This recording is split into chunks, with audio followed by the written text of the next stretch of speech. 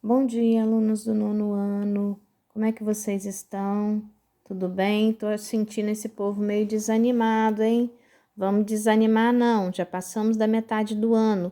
Vamos dar conta do nosso recado, né? Cumprindo as nossas atividades, para quando chegar no final a gente tá com a certeza de que nós cumprimos o nosso dever, né? Apesar de todos os intempéries que estamos vivendo.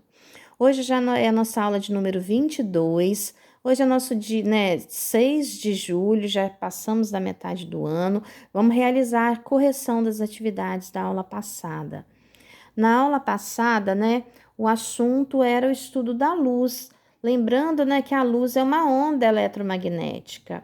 E aí eu pedi para que vocês citassem alguns outros exemplos de ondas eletromagnéticas. Então, vocês poderiam ter citado vários. Pode ter aparecido aí ondas de rádio e televisão, raios infravermelhos, radiação ultravioleta, micro-ondas, raio-x, raio gama, né? Vários exemplos vocês podem ter colocado. Depois, na questão 2, né, está perguntando o seguinte: a distância entre o Sol e a Terra é de 150 milhões de quilômetros. Quanto tempo a luz do Sol leva para chegar até a Terra? E aí, fazendo essa continha aí, vocês devem ter descoberto que gasta 500 segundos, né? Ou 8 minutos e 20 segundos. Na número 3, está perguntando o seguinte: por que a luz solar também é chamada de luz branca? Lembrando, né, que a luz, a parte visível da luz solar, né, ela é constituída pelas 7 cores do arco-íris. E aí, quando ela é decomposta, né, a gente tem então as outras cores. Na número 4, nós podemos. Como é que a gente explica a cor de um objeto, então? Então, a cor de um objeto corresponde à cor da luz que o objeto envia para os nossos olhos. Porque a luz que chega até ele é a luz branca, com todas as cores. Mas ele absorve as outras cores e envia para nós a cor que é a cor dele, né? Então, por exemplo, a luz branca, que é a mistura de 7 cores, se um objeto for azul, né? Por que eu estou enxergando azul? Ele recebeu as 7 cores, mas ele absorveu as 6 e emitiu para nós somente a luz azul. Depois, na letra A, da número 5, pergunta assim: por que o céu é azul, né? Então, ó, quando o dia está bem claro, a gente percebe que as moléculas do gás, né, principalmente do nitrogênio e do oxigênio, elas desviam uma parte da luz que vem do sol. E o desvio é exatamente da cor azul, né? E é por isso que a gente consegue perceber que que o céu é azul. Depois, a pergunta é a seguinte: em cidades onde tem muita poluição, né? Quando chega no entardecer, a gente vê aquele céu vermelhado, né? E aí, por que isso acontece? Porque lá, né, numa cidade grande, a gente tem muitas partículas de poluição suspensas no ar. E aí essas moléculas é que conseguem espalhar, né, essa luz avermelhada e a gente tem essa sensação de que o céu está vermelho. Na número 6, a pergunta é: por que a gente enxerga então um objeto de cor verde, né? Então ele é iluminado com todas as cores. E as outras cores são absorvidas, mas a que é refletida por ele é a cor verde. Na número 7, para medir distâncias em astronomia, foi criada uma unidade especial, né? Que é o ano-luz. E o que é esse ano-luz, então?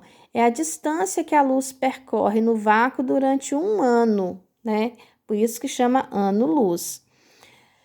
Na número 8, pergunta o seguinte: a gente tem 2 carros, um carro na cor branca e um carro na cor preta, né? Se eles ficarem o dia todo lá no sol, né? Quando você for entrar dentro deles depois, qual deles a gente tem a sensação de que tá, né? De que tá mais aquecido?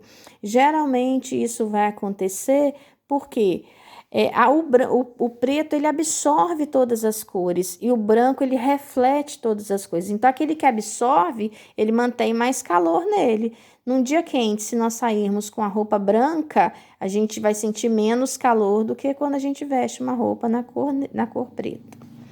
Depois da nossa aula número 21, eu pedi para que vocês fornecessem alguns conceitos, né? Que é para fixação da matéria. O conceito de feixe de luz, que é um conjunto de raios de luz. o conceito de corpo transparente, que é aquele que permite a passagem total da luz, o conceito de corpo translúcido, que é aquele que permite uma visão nítida através dele, e o corpo opaco, que a gente pode enxergar, mas não enxerga com riqueza de detalhes.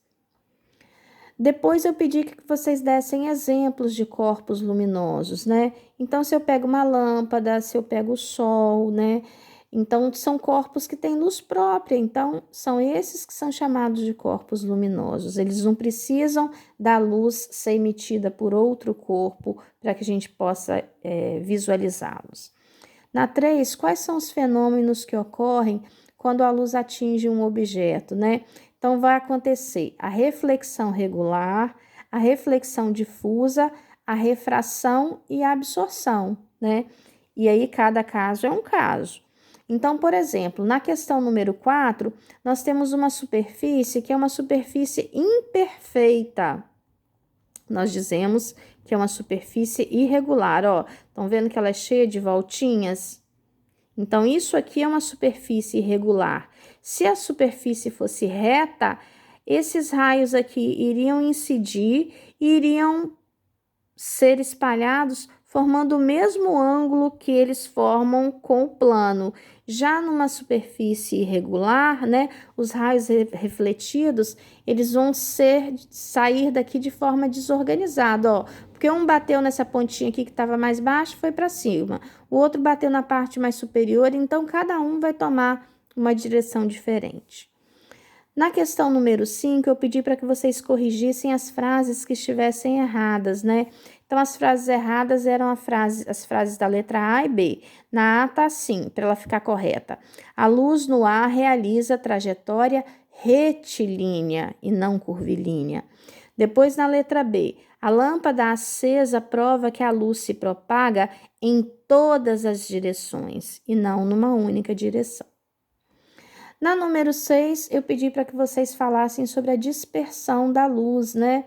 Então, o prisma é uma estrutura que promove a decomposição, então, da luz branca. E a gente consegue perceber que a luz branca é formada pelas 7 cores, que são as mesmas que a gente vê quando o arco-íris se apresenta no céu. Na número 7, o que você entende por espectro visível, né? Então, espectro visível é a frequência de onda, né, dessas ondas eletromagnéticas que a gente consegue visualizar, as cores que a gente consegue enxergar, né? Na número 8, tá falando o seguinte, da presença da fibra ótica, né, que tem revolucionado muito a tecnologia. Hoje aqui no município a gente já foi disponibilizada a tecnologia para nossa internet através da fibra ótica. Então, eu coloquei como resposta pessoal, porque faremos o debate dessa questão depois presencialmente em sala de aula.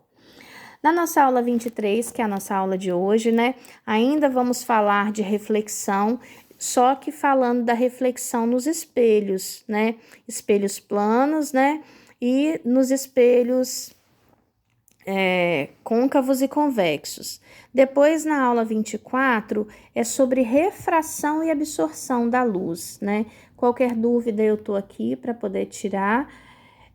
A matéria, né, não é tão simples assim, precisa de um pouquinho de leitura e um pouquinho de dedicação, tá bom?